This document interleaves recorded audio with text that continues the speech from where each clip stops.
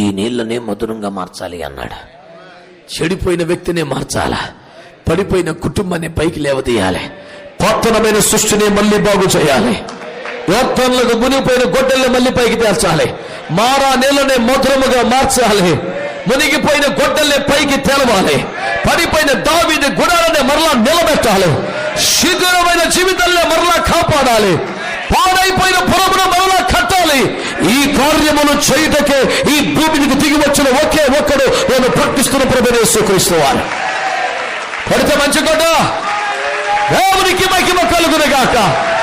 ఈ నీళ్లు చేదైనవి గనుక, ఈ కుటుంబం మంచి లేదు గనుక, ఈమెతో ప్రయోజనం లేదు గనుక నీకు బదులు వేరొకరు కాదు, నిన్నే దర్శిస్తానని, నిన్నే జ్ఞాపకం చేసుకుంటానని, నిన్నే బాగు చేస్తానని ప్రేమ గల దేవుడు మాట్లాడుతూ ఉన్నాడు.